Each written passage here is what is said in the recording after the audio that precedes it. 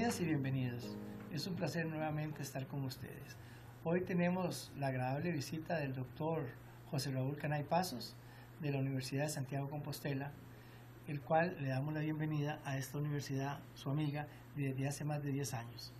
Bienvenido, don Raúl. Muchas gracias.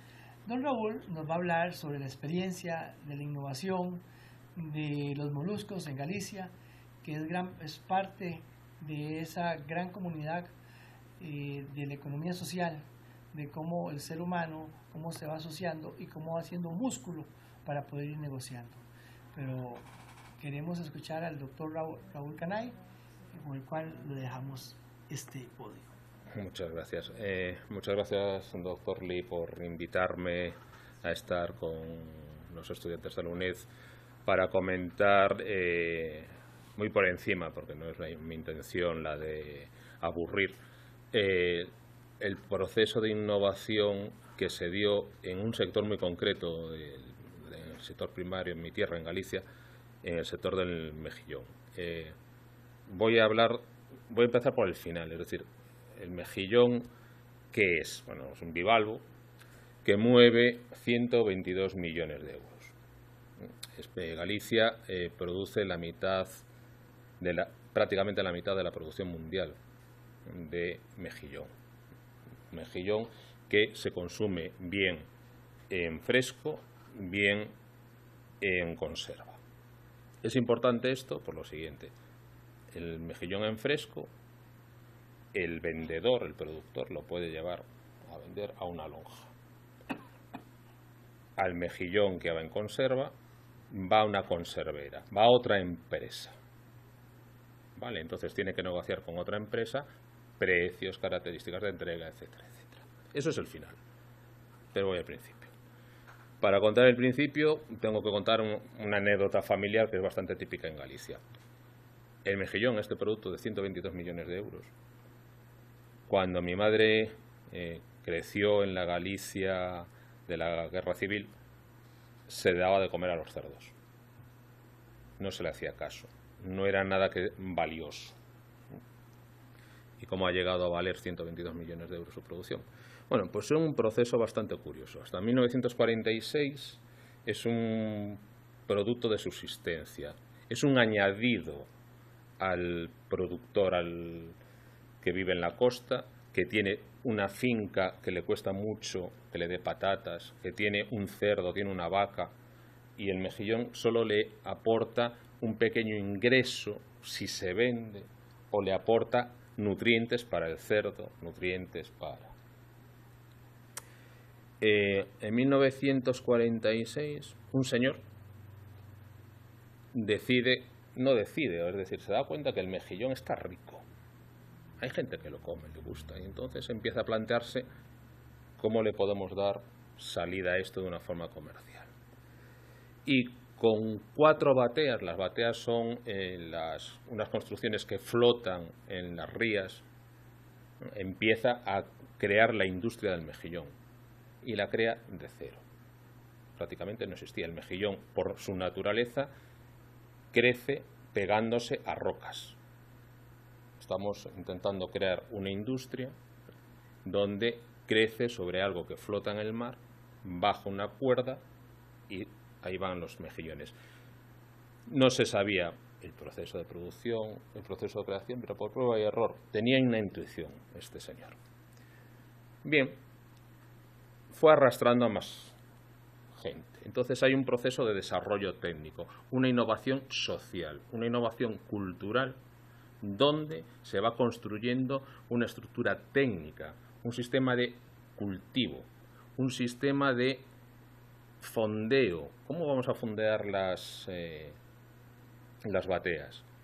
Un sistema de construcción, de adaptación de barcos.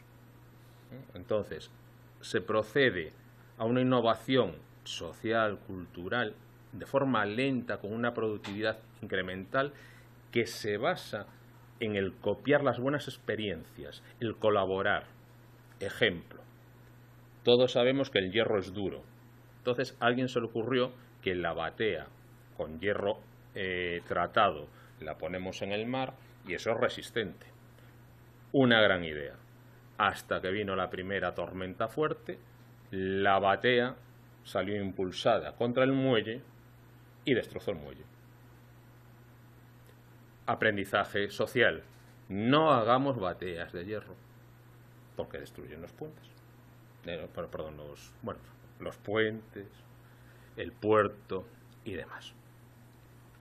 Entonces, socialmente se va haciendo esa innovación que va pasando de un vecino al otro, porque una de las características es la pequeña propiedad. Pequeña propiedad, una batea, 2 bateas por familia. Eso es lo que tenemos allí. En 1973 ocurre algo, y lo que ocurre es que el gobierno, el Estado español, decide que esto de poner cosas que flotan en el mar hay que organizarlo, porque si no lo organizamos, los barcos no pasan, o puede haber un problema de nos hemos cargado otra vez el puerto, y crean las demarcaciones para las bateas. Pasan a ser una concesión durante X años. Y ojo, cuando llega esto, la gente dice, amigo, yo ahora tengo durante los próximos 25, 50 años este trozo de mar que puedo cultivar. Y lo puedo cultivar para mí. Bien, vamos a ello. Pero sigo siendo yo solo. Yo he copiado de mi vecino me ha copiado a mí, nos hemos apoyado, pero nuestro mejillón, la gente no lo está comprando, pero a la empresa que está haciendo las latas de conservas me está imponiendo el precio. Para mí, productor, el mejillón es algo secundario, pero yo quiero ser profesional. ¿Cómo hago? Bueno, hay un primer intento en 1974, se crea una empresa que se llama Somega, Sociedad del Mejillón de Galicia. SA, importante, SA, Sociedad Anónima. Esta sociedad anónima se crea desde el INI, el Instituto Nacional de Industria, cajas de ahorro, etcétera, etcétera, para impulsar. Fracasa. Va con el carácter gallego. Va con el carácter de, a ver, mi finca es mía. Y yo hago con mi finca lo que yo quiero. Solo que en vez de la finca, en vez de ser en tierra, es en mar, es una batea. Y los que llevaban colaborando desde el año 46 a desarrollar todo esto, dijeron, agrupémonos, creemos una cooperativa. Y surge en el año 77 Amegrove. Amegrove junta a 300 familias, que fueron unas, creo recordar, hablo de memoria, unas 450 bateas, como primer núcleo de trabajo cooperativo, de producción cooperativa. Es decir, ya tenemos claro lo que queremos hacer. Queremos que la producción del mejillón sea sostenible, nos genere ingresos, y cuando vayamos a hablar con ese señor que va a meter nuestro producto en la lata, no nos imponga el precio como lleva haciendo desde el año 46, sino que los precios los vamos a empezar a negociar. En 1979, en solo 2 años, aparece la Federación de Productores de Mejillón en Galicia. Estos son unas 15 organizaciones de las distintas cooperativas que en solo 2 años se fueron formando a partir del ejemplo de Amegrove. Y la capacidad de negociar el precio se incrementa y el poder de negociación se incrementa. Los ingresos de las familias se incrementan, ya puedes vivir de la batea. Ojo, sector primario, vas a tener cosas que no vas a poder controlar, las mareas rojas, es decir, problemas en la ría que no vas a poder alimentar el mejillón, pero eso es la naturaleza es así. Pero vamos a poder trabajar juntos para conseguir mejores precios, mejorar nuestro proceso productivo. Los barcos cambian las bateas, cambia todo. Es un proceso colaborativo, cooperativo, donde se lanza una mejora incremental. En 1987, con la entrada de España en la Comunidad Económica Europea, el germen de la actual Unión Europea, todo lo anterior se suma en lo que es Omega. Y aquí quedan lo que ya se había agrupado se vuelve a agrupar, quedan 20 asociaciones que controlan el 65% de la producción, es decir, el 65% de los 122 millones que dije al principio. Entonces, esto es un ejemplo, desde mi punto de vista, bastante claro de la capacidad que tiene el cooperativismo para arrancar de sus miembros socios cooperativistas lo mejor de ellos mismos, de ser capaces de negociar con unos pocos agentes, que eran los encargados del mejillón, y hacer todo es un win-win, es decir, todo el mundo ha ganado en este proceso. En 1987 España entra en la Comunidad Económica Europea, que es lo previo a la Unión Europea, y para aprovechar una serie de ayudas que existían, la Federación de Productores de Mejillón y todas las organizaciones que se habían ido creando se vuelven a asociar, crean una asociación más grande que es Omega, donde se controlaba el 50 o 65% de la producción, dependiendo del año, del mejillón. El 65% de esos 122 millones de euros en la actualidad. Entonces, aquí, con todo esto, lo que os trataba de transmitir era la importancia que tuvo en un sector que surgió prácticamente de la nada, un proceso de innovación social, de innovación cultural, que llevó a crear un proceso productivo, a crear cooperativas, porque era una agrupación de pequeños propietarios.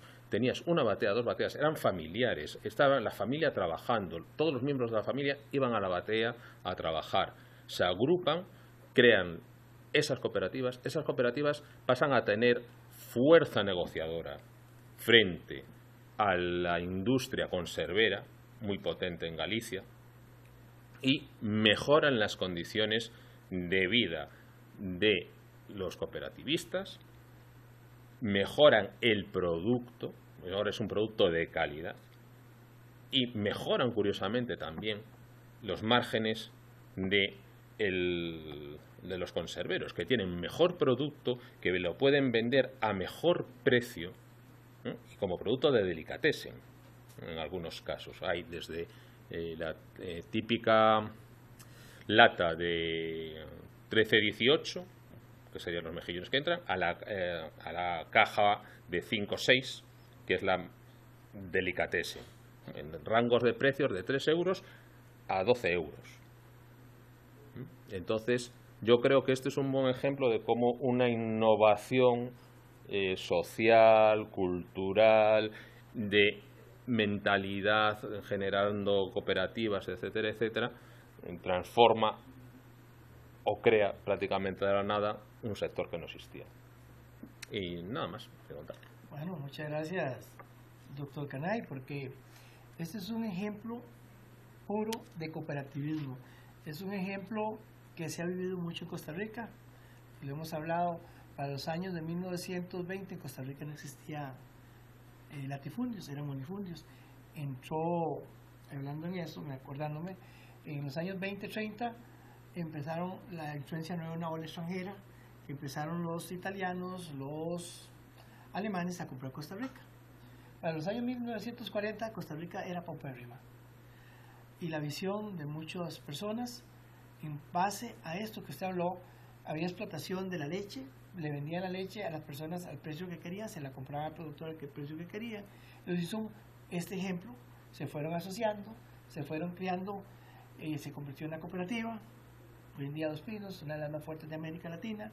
Se hizo igual con el café, se hizo igual con el azúcar, se hizo igual con los cárnicos, con la construcción. Y este ejemplo de Galicia, muy interesante. Se dice que Costa Rica fue fundada por gallegos y sefarditas. Entonces es un ejemplo del ingenio genético de cómo sale un país de la pobreza. Y muy interesante porque en Costa Rica estamos trabajando en las fronteras, en las costas, que tienen muchos kilómetros, y es uno de los países a nivel mundial que tiene mayor territorialidad marítima. Tiene 600.000 kilómetros cuadrados. Eso porque tenemos la isla del Coco. Entonces, de la isla del Coco a Costa Rica, todo es territorio marítimo. Entonces, es un excelente ejemplo para que sigamos creando cooperativismo, para que sigamos creando economía social. Muchas gracias y esperamos seguirlo teniendo a un amigo cercano de la UNED. Muchas gracias. Gracias a vosotros.